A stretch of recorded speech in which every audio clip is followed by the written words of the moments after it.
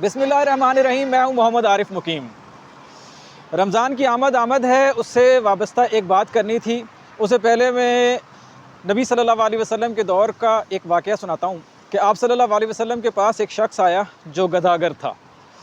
आप सल्लल्लाहु अलैहि वसल्लम ने चाहते तो उसको कुछ भीख दे सकते थे या कुछ उसकी मदद कर सकते थे, लेकिन आप सल्लल्लाहु अलैहि वसल्लम ने उसे एक कुल्हाड़ी दी और कहा कि जंगलों में जाओ, लकड़ियाँ काटो और अपने लिए बाइज़्ज़त रोज़गार कमाओ।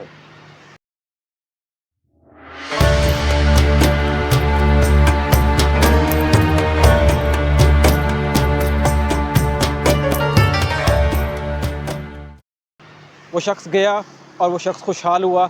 इस वाक़े से आप में से बहुत से लोग इस वाक़े से आगाह होंगे।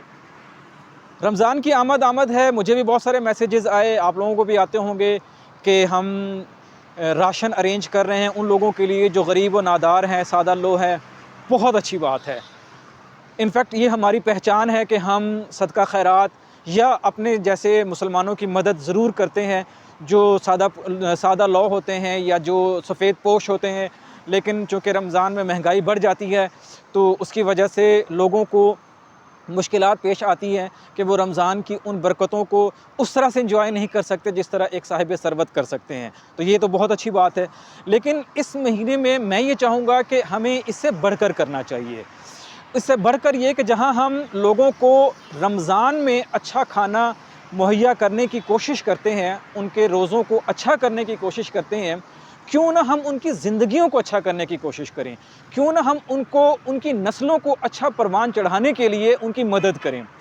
मेरी मुराद इस बात से ये है कि जहाँ हम रमज़ान में सिर्फ़ रमज़ान के राशन देते हैं, क्यों ना हम उनको रोज़गार के ऐसे मौक़े फ़राहम करें, उनको हम ऐसी चीज़ें ख़रीद कर दें, ऐसे हुनर सिखाने का बंदोबस्त करें, जिससे वो नेक्स्ट रमज़ान, अगले रमज़ान अल्लाह करे कि वो इतनी कमाई ख़ुद करें कि आपसे वो इस इमदाद को रिजेक्ट करें, इमदाद ना लें आपसे, बल्कि वो ख़ुद किसी और को इमदाद कर रहे हों। मेरा मकसद आप समझ गए होंगे। जैसे मैं एग्ज़ाम्पल देता हूँ कि अगर ख़वातीन हैं, कोई बेवा है, कोई किसी और तरह से मसाइल हैं ख़वातीन के, तो हम उनको मिसाल के तौर पर सिलाई मशीन दे सकते हैं।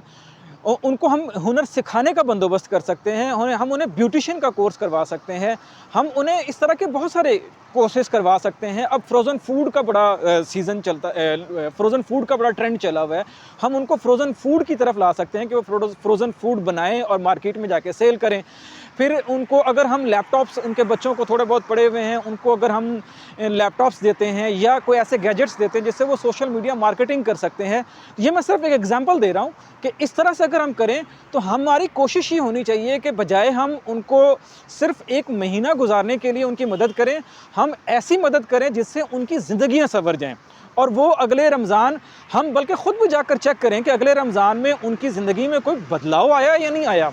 अगर बदलाव आया तो यकीन करें कि ये वो सदका जारिया है जिसका अजर कभी ख़त्म ही नहीं होने वाला। और आज भी जब आप किसी के घर जाएं उसको राशन देने के लिए, एक तो उसकी इज़्ज़त नफ्स का तो हमें ख़्याल रखना ही रखना है, लेकिन आप ख़ुद भी गौर करें कि यार मैंने इसको पिछले साल भी दिया था या उससे पिछले साल भी दिया था, तो इसकी ज़िंदगी में मेरे इस राशन से कोई फ़र्क नहीं पड़ रहा। इसकी ज़िंदगी में इतना ही फ़र्क पड़ रहा है कि इसका ये महीना अच्छा गुजर रहा है। तो आज भी राशन ज़रूर दें, मैं ये हरगिज़ नहीं कह रहा कि ना दें, राशन ज़रूर दें, लेकिन उससे बढ़कर एक कदम करें, एक काम करें, वो ये है कि आप उनके कारोबार का बंदोबस्त करें, किसी को रेहड़ी लगा कर दे दें।